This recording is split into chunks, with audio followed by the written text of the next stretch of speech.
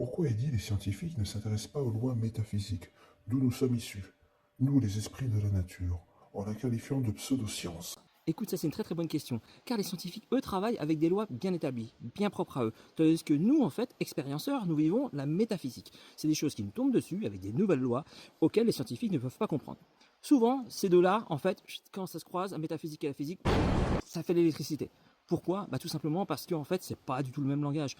Eux, ils ont un langage bien particulier. Nous, on a notre propre langage. Spirituel. Du coup, c'est compliqué de rentrer en communication. Ce qui serait bien, c'est que ces deux mondes en fait se rejoignent et qu'il y ait une réflexion autour de ce qui nous arrive. Voilà. Et d'ailleurs, un bon scientifique se doit d'être curieux et quelqu'un qui dans la métaphysique doit s'intéresser aussi un petit peu aux lois physiques, biologiques et à la géologie et tout ce qui entoure notre Terre et notre dimension. D'ailleurs, il faut savoir qu'à l'époque, quand tu parlais d'esprit de la nature ou tu parlais de tout ce qui était mystique, tu finissais la tête coupée ou sinon sur un bûcher.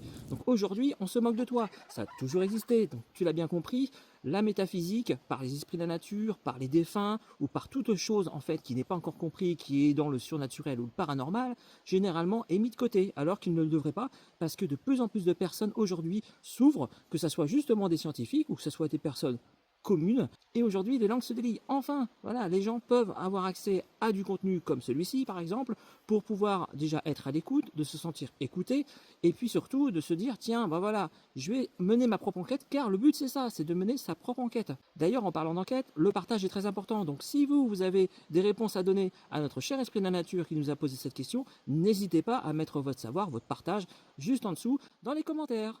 Et puis si tu veux en savoir plus, va sur le site Les Dimensions de Gaïa, www.lesdimensionsdegaia.fr.